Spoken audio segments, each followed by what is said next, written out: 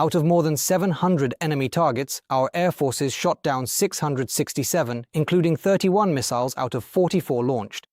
Such intensity of attacks is a critical challenge for the air defense of any country, and the destruction of ballistic targets further deepens the shortage of Patriot systems. That is why Ukraine is developing a new air defense system, which could become an alternative to the American complexes. The project is planned to be implemented in cooperation with European partners. Negotiations are already being conducted by the Ukrainian manufacturer Flamingo. It is expected that the system will be operational next year. At the same time, another innovation is already in operation. This refers to the creation of private air defense units, meaning business-backed divisions that are integrated into the armed forces of Ukraine. The first stage involves experimental projects with remotely controlled machine gun turrets. Operators detect and destroy drones from a distance. Mikhailo Manelyuk will tell you more in detail. In this basement room with computers, young men and women control automatic turrets in real time. From dozens of kilometers away, they remotely track and destroy Russian kamikaze drones. We work only in the format that is currently permitted by law and only with the consent of the Ministry of Defense.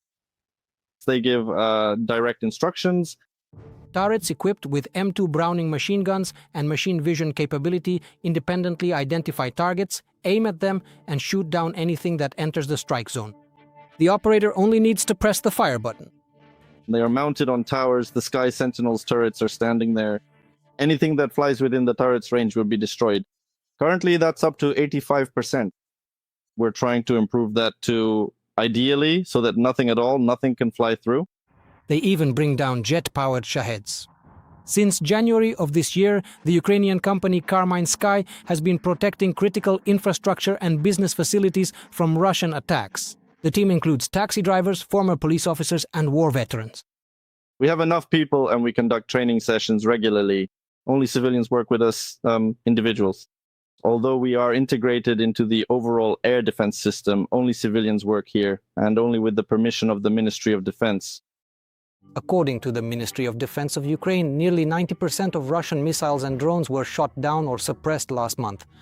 Obviously, the effectiveness of air defense is increasing, however, the result needs to be even better.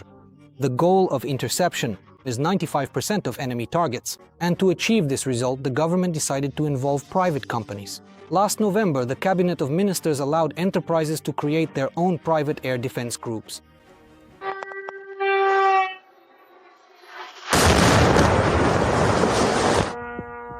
Oh, haha. There are three main criteria needed. It must either have a license for security, work for carrying out security activities, for working with special materials, or be a critical infrastructure facility, or be listed in the Register of State Contractors. Next, they apply through the Ministry of Defense website. We provide a response within 10 days, and after that, the Air Force does its part. So now any business can protect its facilities with its own employees and at its own expense. Currently, more than 18 companies want to become and have already become part of the air defense system. Among them is the security service Gvardia. It received the necessary permit to operate this February. Currently, the company continues to train interceptor drone operators who will shoot down Russian Shaheds.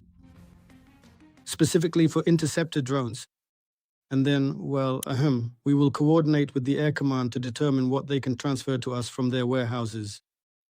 According to the amendments and additions to Resolution 1506, they are now allowed to transfer unused weapons to us, so to speak, free of charge. At the moment, businesses don't fully trust private air defense. And that's a mistake because the enemy is constantly increasing its capabilities for airstrikes. And they're, so to speak, not in a hurry. They're studying, what is this? How does it work? And we spend a lot of unnecessary time on explanations and outreach. The enemy doesn't wait, they strike. Every day we lose facilities. To date, we've had about 155 billion worth of infrastructure facilities destroyed. According to some experts, there is a risk of incompatible decisions between private and state air defense systems. This is the so-called friendly fire, when one Ukrainian interceptor drone shoots down another. However, the Ministry of Defense reassures private air defense is integrated into the unified command system of the Air Force of the Armed Forces of Ukraine. And all these risks were taken into account in advance. Any group that joins is fully under the coordination of the Air Force, entirely under the Air Force. In our software, they are no different from us. These are people who are already trained, the equipment has been purchased, and of course the explosives are also provided by the Air Force. Overall, they are absolutely no different from us and are coordinated with us. And of course, there are many such stories, but before we resolved this, we wouldn't have launched such a project. There are 6,000 critical infrastructure facilities in Ukraine. The defense forces cannot always destroy all aerial targets. Private air defense is an additional layer of protection. Even if an enemy drone is hit somewhere over the city, it's much better than if it reaches its intended target, experts explain. It's better to shoot it down in the air so that it explodes in the air and not fall and explode 50 or even 90 kilograms of explosives so that they don't detonate on the ground. So when people say that you shouldn't shoot them down over cities, that's nonsense, because if a drone flies into a city, yes, an undowned drone will cause much more damage. You don't necessarily have to be in the military or have any military background to master this or that system. They are designed in such a way that anyone after some training can really become an operator of one system or another. This is the involvement of private investment in the field of air defense, which was previously impossible.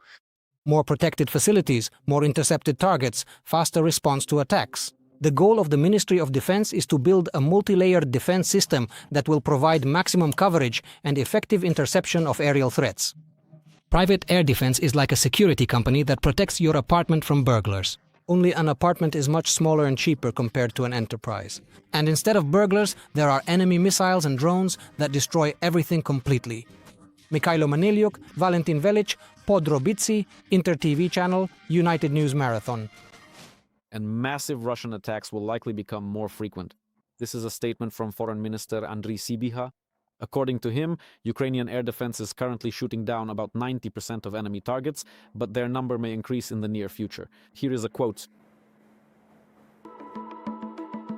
In our reality, a massive attack means at least 400 drones, combined with at least 20 missiles. And according to intelligence data, they are preparing to attack us 7 times a month.